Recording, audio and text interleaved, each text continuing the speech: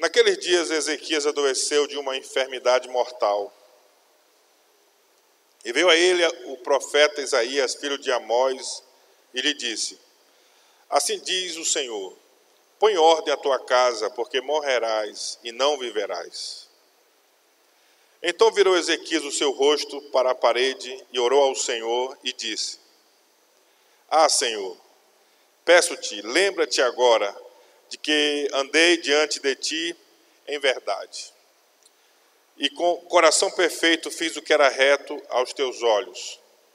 E chorou Ezequias muitíssimo.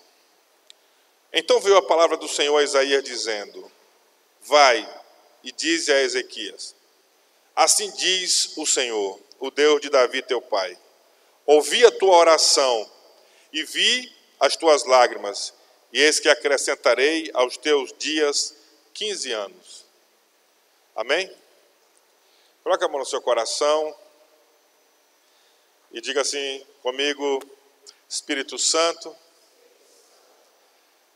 leva-me a viver o sobrenatural e a ver as tuas obras acontecendo na minha vida e através da minha vida. Dá-me entendimento para que eu possa viver e experimentar o poder sobrenatural do Espírito Santo, a manifestação do Espírito Santo na minha vida, em nome de Jesus. Amém. Amém. Você pode se sentar. Obrigado.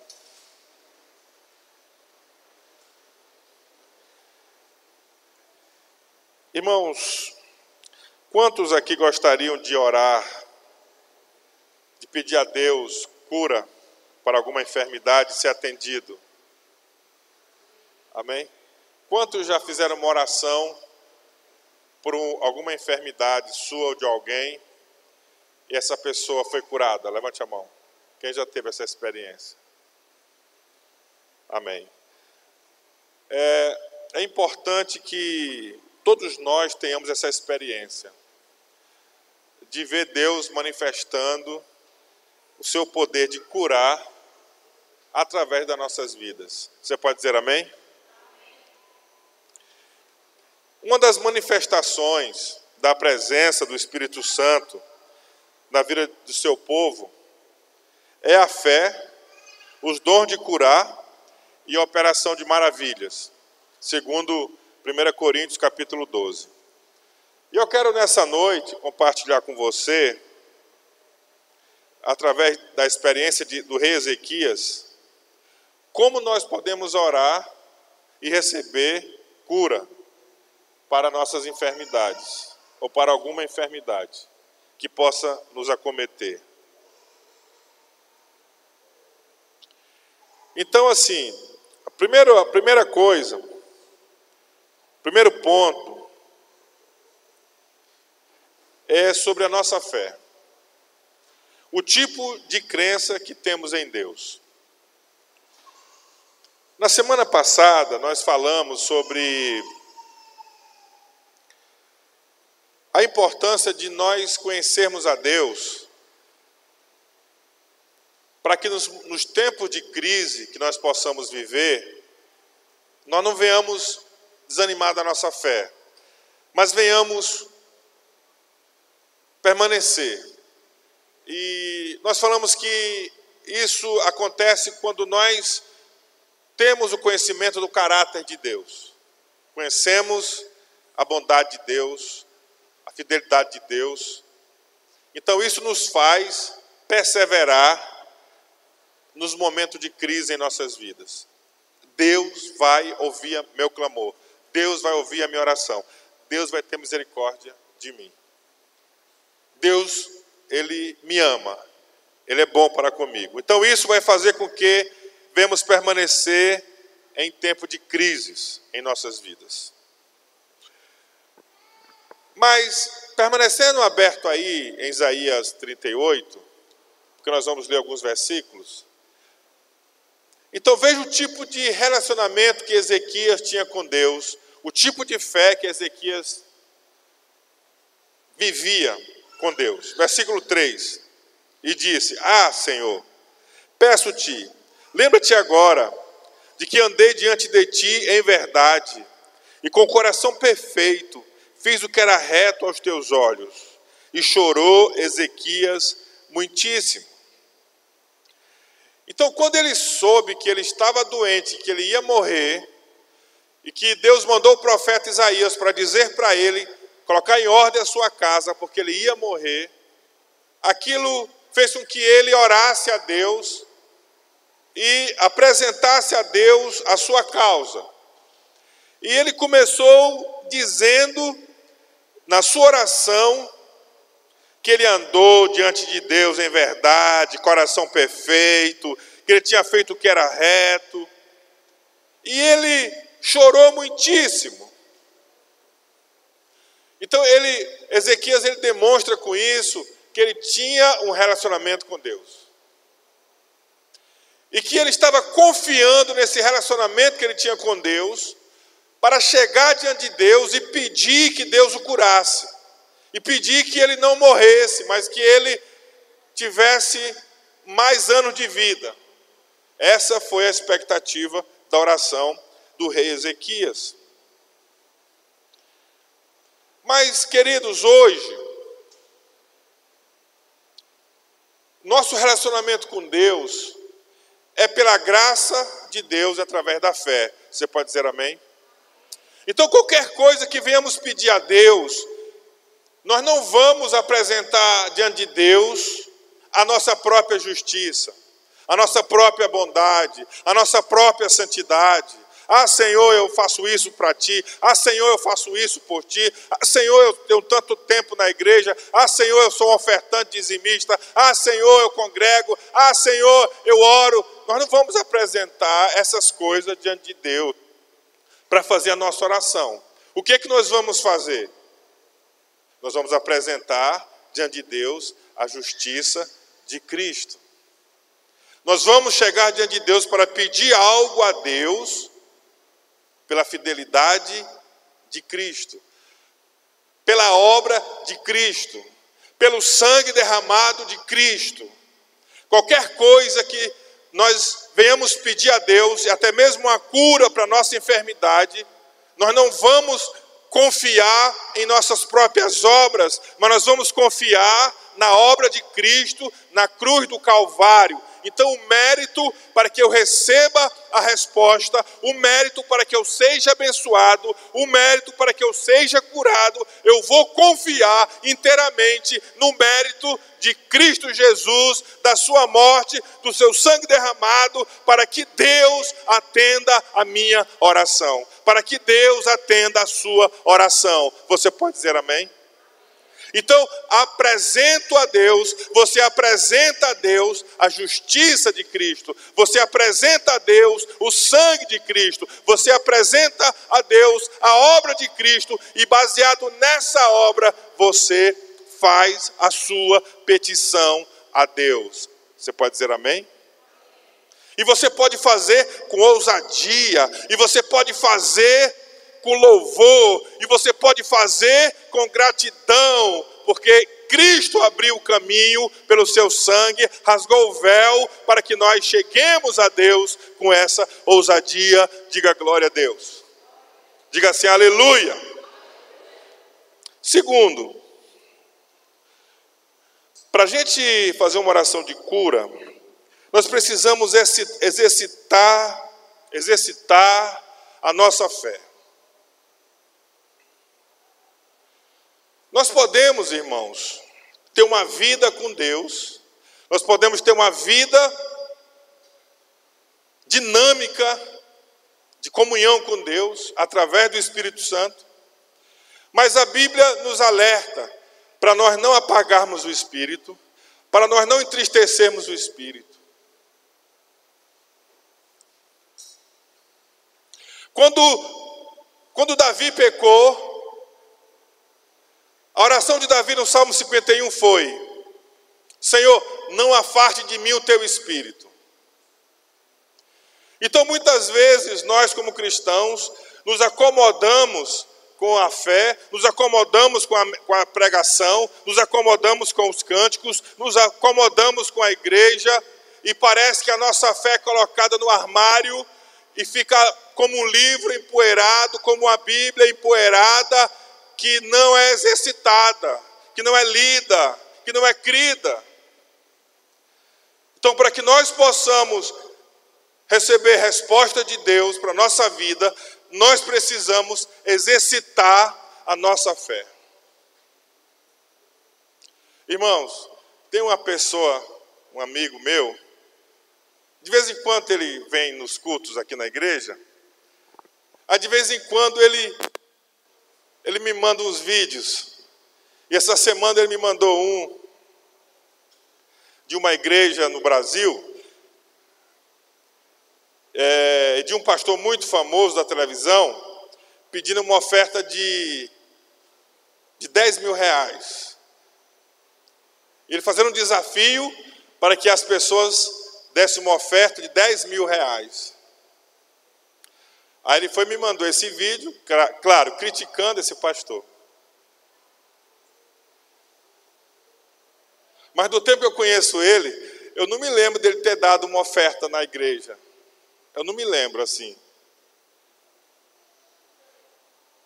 Então, em vez da gente ficar criticando, às vezes quem exagera, quem vai além do ponto, quem explora a fé, em vez da gente ficar só criticando, nós devemos exercitar a nossa fé, colocar em prática a nossa fé, colocar em ação a nossa fé, através de atitudes concretas. Então, nós vemos que Ezequias, ele exercitou a fé, ele fez um pedido a Deus, no versículo 16 do capítulo 38 de Isaías. Ele disse: portanto, cura-me e faze-me viver. Olha, irmãos, ele recebeu uma palavra do profeta, um profeta muito respeitado, um dos maiores profetas da Bíblia, Isaías. E o profeta trouxe a palavra do Senhor e que disse: você vai morrer. Era uma palavra de Deus. Mas ele ousa exercitar a sua fé. E ele fala de tantas coisas. Deus, tu tem feito maravilhas e tal. E tu é isto, é aquilo. Aí ele vai no ponto. E ele pede: portanto, cura-me e faze-me viver. Ele fez uma oração específica. Olha aqui para mim. Você faz orações específicas? Você pede a Deus coisas concretas? Você é específico no seu pedido a Deus da sua necessidade? Irmãos, existem vários exemplos na Bíblia de orações específicas. Por exemplo, o cego de Jericó. Ele chegou para Jesus, pediu misericórdia e pediu para ser curado. A mulher do fluxo de sangue, ela dizia: se eu somente tocar nas orlas do vestido de Jesus, eu serei curada. Então tinha algo específico no coração. Então nós devemos pedir a Deus orações específicas. Alguém disse que nós devemos fazer grandes orações, porque nós temos um Deus grande. Você pode dizer amém? A palavra de Deus diz que para Deus nada é impossível. Diga glória a Deus. Bem, por que Deus respondeu à oração de Ezequias? Versículo 5. Veja só. É como se Deus tivesse arrependido. Quando Ezequias ora, parece que Deus mudou de ideia. É interessante. No versículo 5. Então veio a palavra do Senhor a Isaías dizendo: vai e diz a Ezequias: assim diz o Senhor, o Deus de Davi teu pai, ouvi a tua oração e vi as tuas lágrimas, e esse acrescentarei aos teus dias 15 anos. Diga glória a Deus. Irmão, se ele não orasse, se ele não pedisse, se ele não fosse específico, ele não teria acrescentado aos seus dias 15 anos de vida. Ele teria morrido 15 anos antes. da sua morte final. Mas Deus ouviu a sua oração. Aí Deus diz: eu ouvi a tua oração e vi tuas lágrimas. Por que Deus respondeu a oração de Ezequias? Porque ele teve perseverança e lágrimas. Diga: perseverança e lágrimas. No versículo 3 diz assim: chorou Ezequias muitíssimo. Ele não fez uma oração banal, ele não fez uma oração superficial, ele não fez uma oração de 1 segundo, de 1 minuto, ele perseverou orando até que as lágrimas veio, e ele clamava a Deus para que respondesse a sua oração e curasse a sua enfermidade. No versículo 13 e 14 de Isaías 38, ele escreveu assim, ele disse assim, ele cantou assim: esperei com paciência até a madrugada. Ele fez essa poesia. Esperei com paciência até a madrugada. Olha, até a madrugada. Ele varou a noite. Como um leão quebrou todos os meus ossos, a tristeza dele. Desde a manhã até a noite me acabarás. Ele estava se sentindo arrasado. Como o grol ou a andorinha, assim eu chilreava. Eu murmurava e gemia como a pomba, alçava os meus olhos ao alto. Ó Senhor, ando oprimido, fica por meu fiador. Olha só a oração de Ezequias: perseverança, lágrimas, uma oração profunda, uma oração do fundo da sua alma, uma oração que lhe trouxe lágrimas. Irmãos, devemos voltar a chorar perante Deus em oração e lágrimas. Precisamos voltar a esses tempos de nós orarmos a Deus e o chão ficar molhado de lágrimas e os olhos se encher de lágrimas. E de não apenas fazermos orações superficiais, orações de flash, orações rápidas, mas orações perseverantes por aquilo que precisamos, por aquilo que necessitamos. Hoje, queridos, nós queremos as bênçãos de Deus para nós, mas não queremos pagar preço nenhum.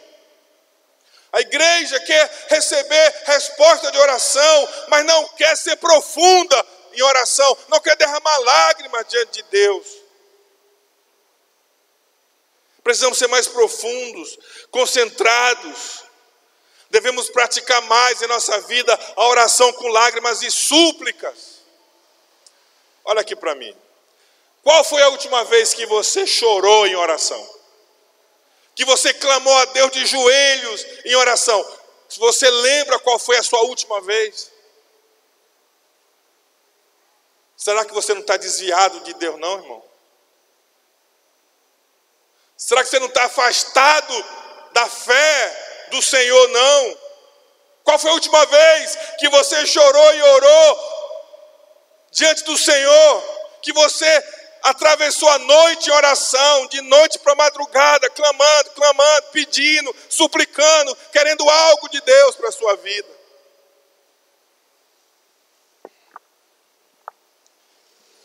Deus respondeu a oração de Ezequias porque ele perseverou e chorou. Deus viu a oração e Deus viu as suas lágrimas. Quarto, a confissão de pecados e a cura divina.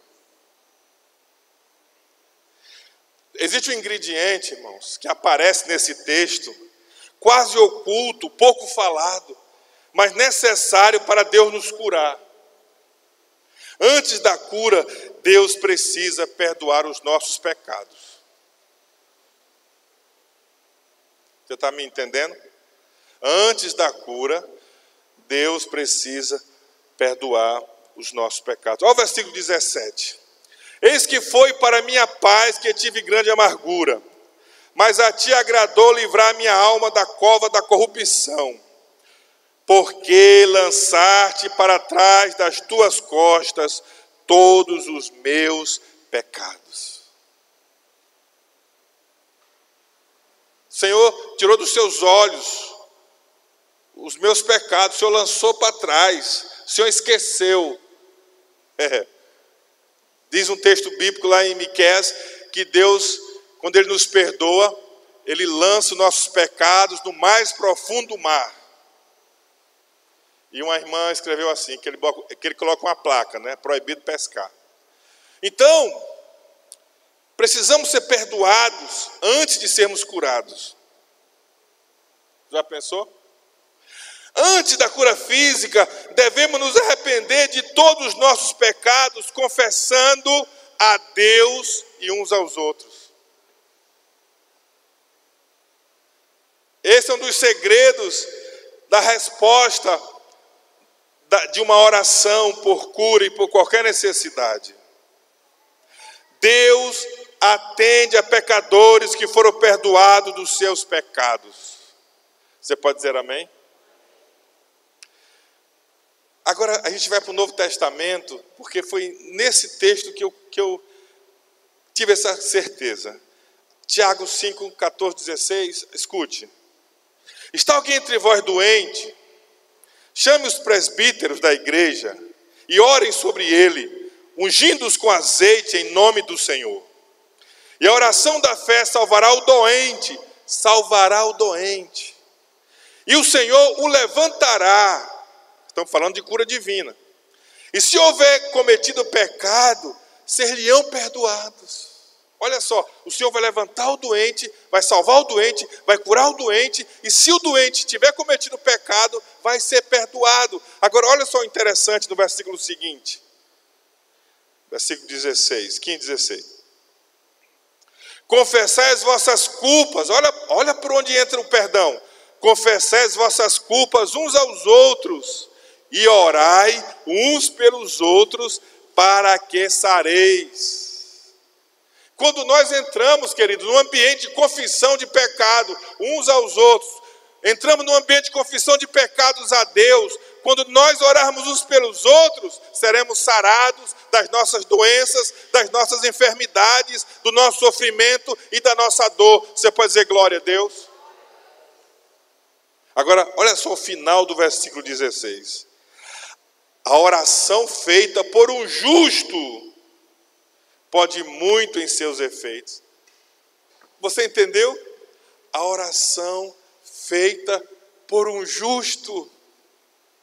O que é um justo, Amanda? O que é um justo, Solange? Sabe o que é um justo? É uma pessoa perdoada por Deus.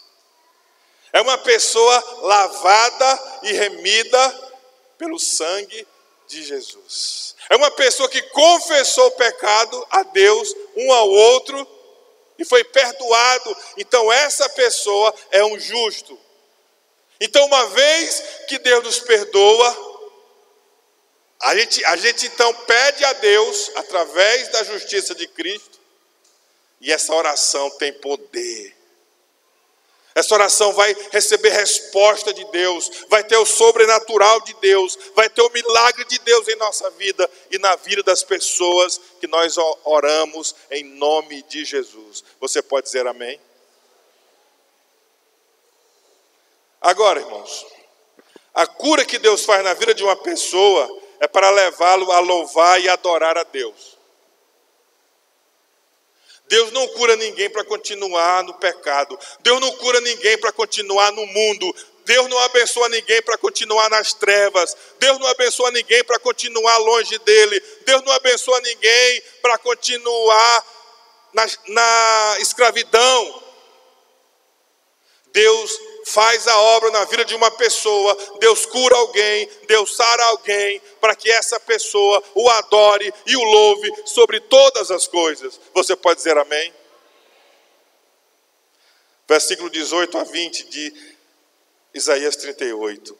Porque não te louvará a sepultura, nem a morte te glorificará, nem esperarão em tua verdade os que descem a cova. O vivente esse te louvará.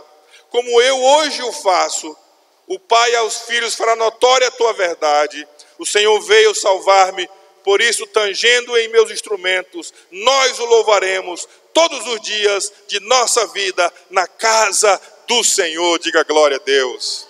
Então, querida, a bênção de Deus, a resposta de Deus para a minha vida e para a sua vida é para que nós nos levantemos como casa do Senhor, como igreja do Senhor, e nós o louvemos, glorifiquemos, o adoremos em espírito e em verdade. Amém, queridos? Você pode dizer glória a Deus? Irmãos, quem morre aqui no mundo não tem como louvar. Quem está escravo, doente, muitas vezes não tem como adorar. Mas Deus intervém em nossa vida, nos sara, nos cura, nos transforma, nos levanta, para que nós venhamos levantar a Ele um trono de louvor e de adoração, porque o nosso Deus é digno. Você pode dizer glória a Deus? Então, quando você estiver louvando a Deus, querido, não o faça de qualquer jeito. Quando você se dispor a vir à reunião da igreja e durante os cânticos, não pense que os cânticos é só um tempo até chegar o momento da pregação. Não, querido. O momento do cântico é o momento de você adorar, de você louvar, de você cultuar, de você agradecer. Então faça isso de todo o seu coração, pelas bênçãos que você já recebeu, pelas bênçãos que você está recebendo e pelas bênçãos que ainda virão sobre a sua vida. E eu e você temos muitos motivos para adorar, para louvar e para glorificar o nome do nosso Deus. Você pode dizer amém, querido? E eu quero dizer a quinta verdade, chegando já quase ao final, de uma coisa interessante que eu vi nesse texto. Às vezes Deus usa atos proféticos para nos confirmar a cura. Irmãos, eu acho um exagero na igreja evangélica de se referir a muitas coisas como ato profético. Eu vejo assim que há muito exagero. Mas eu devo reconhecer que existem atos proféticos na Bíblia. Então, no versículo 21 de Isaías 38, e dissera Isaías: tomem uma pasta de figos e a ponham como emplastro sobre a chaga e sarará.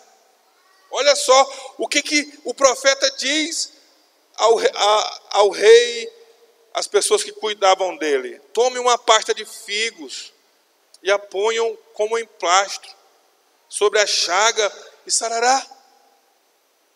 Veja só que Isaías trouxe a palavra de Deus dizendo: você vai ser curado, rei. O Senhor vai te dar mais 15 anos de vida.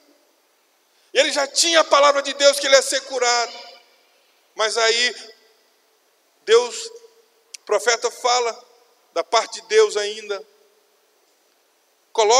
Faça uma pasta de figos, uma pasta, um creme, um unguento, como um emplastro, como um bálsamo, como esparadrapo. Coloca sobre a chaga. Para aí, Deus já não disse que ia ser curado, já não havia a palavra de Deus que ele ia ser sarado, mas mesmo assim, Deus manda o profeta tomar algo físico para representar algo espiritual naquele momento. Irmãos, eu não sou muito favorável a certas campanhas que é feito nas igrejas. Por exemplo, eu já fiz essa campanha, Águas que Saram. Águas que Saram. Como é que a gente faz essa campanha?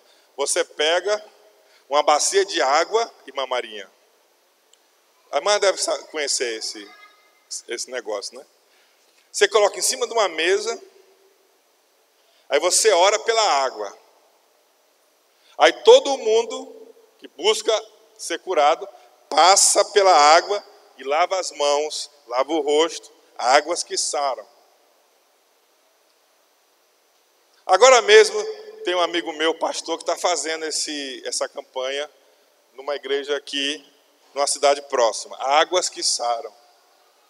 E ele diz: vamos fazer um ato profético. Você vai, eu ungi a água, eu orei a água, você vai passar aqui, vai lavar a sua mão, vai lavar o seu rosto, e você vai ser curado por essas águas. Quando as pessoas elas veem algo, elas tendem a acreditar, elas tendem a depositar sua fé, exercitar sua fé, e eles chamam isso de ponto de contato da fé. Algo físico para representar algo espiritual.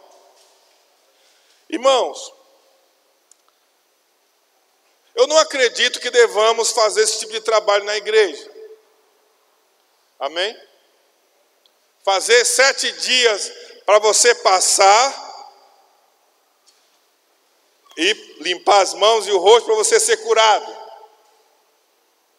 Eu não acho que nós devamos fazer essas campanhas. Mas eu creio que se chegar num determinado momento, o Espírito Santo falar assim, coloca uma água e manda o povo lavar as mãos, eu devo obedecer. Você está entendendo?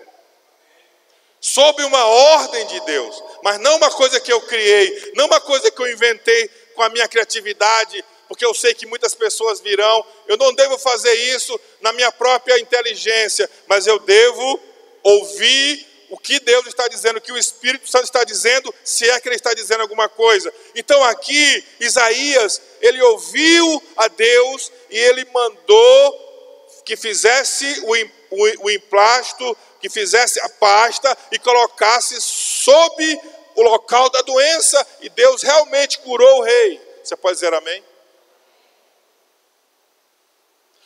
Mas a cura, o milagre, não é o emplasto, não é a pasta que foi feita, não é a água que foi colocada, não é alguma coisa que a pessoa pegou, mas é o poder, a ação do Espírito de Deus, aplicando sobre a pessoa o poder da morte e da ressurreição de Jesus. Você pode dizer glória a Deus?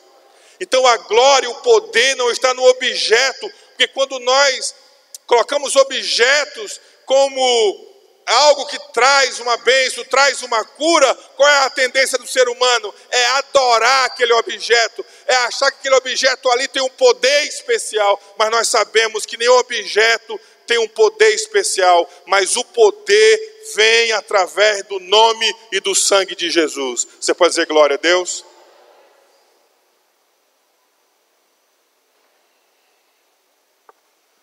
Agora, olha aqui para mim. Você lembra de Naamã? Quando Naamã, ele procurou o profeta para ser curado? O que foi que o profeta disse para Naamã? O Naamã pensava que Eliseu, eu acho que Eliseu ou Elias, ele pensava que o profeta ia colocar as mãos sobre ele, ia fazer uma oração assim: grande Deus, Criador dos céus e da terra, cura esse homem, esse capitão do exército. Ele achou que o profeta ia fazer essa oração. Mas o que o profeta disse? O profeta nem atendeu ele, nem recebeu ele, mandou o moço, Geazi. E aí ele foi lá e disse: o profeta falou para você dar 7 mergulhos no Rio Jordão. Gente, então vamos colocar aqui uma bacia, vamos colocar aqui a piscina que nós temos aqui para o batismo, vamos colocar a piscina aqui, então quem tiver doente vai dar 7 mergulhos na piscina para ser curado. Você já viu isso em algum lugar? Mais ou menos. Mas só, queridos, que esse acontecimento foi uma ordem de Deus específica do profeta para Naamã. Não é algo que deve ser feito por todo mundo, embora tenha toda uma beleza, 7 mergulhos, 7 banhos, uma história bonita, mas é um ato profético. Sim, houve o ato profético. Mergulhou 7 vezes. E quando ele voltou do 7º mergulho, ele estava curado. Você pode dizer amém? Mas foi uma ordem específica para uma pessoa específica. Não foi algo para todas as pessoas, não foi algo para todo mundo, mas foi algo específico, embora foi um ato profético. Tem um texto no Novo Testamento, olha aqui para mim, que tinha um cego que procurou Jesus para ser curado. Sabe o que foi que Jesus fez? Jesus se ajoelhou lá e era numa areia, tinha uma areia, não sei se era a rua, se era perto do mar, da praia. Jesus cuspiu no chão, na areia. E Jesus fez um lodo. E ele pegou aquele lodo e ele colocou nos olhos do cego. Você já ouviu falar da campanha do lodo milagroso? A pessoa cospe, faz um emplasto e põe na doença da pessoa para ser curada. Claro que ninguém vai fazer isso, porque é nojento, não vai atrair ninguém. Mas Jesus fez. Mas ele não poderia só colocar a mão, só dar a palavra para que houvesse a cura? Poderia, mas a Bíblia fala que ele fez isso como se fosse um ato profético. Mas foi algo específico de Jesus para o cego. Então, queridos, Deus pode nos induzir, nos conduzir, falar conosco para nós fazermos algumas loucuras, para nós fazermos alguma coisa fora do normal, para nós fazermos alguma coisa diferente. Deus pode fazer e falar, e quando Ele falar, devemos obedecer. Amém, queridos? Mas nós não podemos institucionalizar. Não podemos colocar Deus nessa caixa. Não podemos colocar Deus dentro desse tipo de fé, porque nós vamos limitar a Deus. Se estão entendendo, diga amém. Agora, irmãos, voltando a Tiago, olha o que diz o versículo 14. Tiago 5,14. Está alguém entre vós doente? Chame os presbíteros da igreja e orem sobre ele, ungindo-o com azeite em nome do Senhor. Olha aqui para mim. Tiago está dizendo, chame os líderes, os presbíteros, eles vão orar pelo doente e vão ungir com azeite, vão ungir com óleo.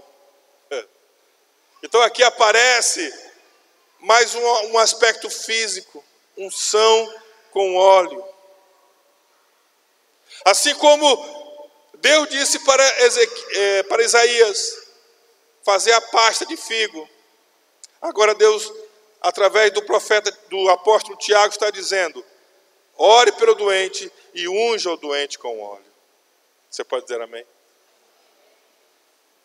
Então tem muitas igrejas que rejeitam toda a manifestação física da fé. Mas nós vamos encontrar na Bíblia vários exemplos de manifestações físicas da fé ordenadas por Deus. E nós devemos, quando Deus mandar, devemos obedecer. Não fazer algo apenas porque as pessoas gostam, porque agrada as pessoas, mas fazer algo porque é a vontade de Deus, porque Deus está dirigindo, está guiando, Deus está falando. Você pode dizer amém? Eu vou concluir, nós vamos orar. Mas eu quero concluir fazendo uma oração de acordo com o que nós aprendemos hoje nessa noite. Então veja bem, quantos aqui têm uma necessidade de oração? Você precisa de uma bênção de Deus em algo na sua vida, de uma vitória, enfim, algo na sua vida. Ok, pode abaixar a mão. Então, você vai orar agora, nós vamos orar, mas a nossa oração vai ser baseado no mérito de Cristo, na mediação de Cristo. Amém? Não na sua justiça, mas na justiça de Cristo. Você vai pedir confiando no mérito de Cristo. 2, você vai orar confessando a Deus, primeiramente, os seus pecados. E se você tem algum problema com alguma pessoa, você vai pedir perdão para ela. E se você sentir necessidade, você procure um irmão maduro na fé para você confessar o seu pecado, para você ser perdoado, para você ser respondido, para você ser abençoado. 3, você vai pedir a Deus o que você precisa. Você vai pedir a Deus especificamente o que você necessita. Em nome de Jesus. E nós vamos começar a orar hoje sobre essa necessidade, irmão. Mas você vai continuar orando com perseverança e de preferência até com lágrimas, dependendo do que você precisa. Você pode dizer amém? Você vai entrar lá no seu quarto, se ajoelhar e você vai perseverar em oração pelo que você necessita. Você vai orar de verdade e vai até chorar diante de Deus.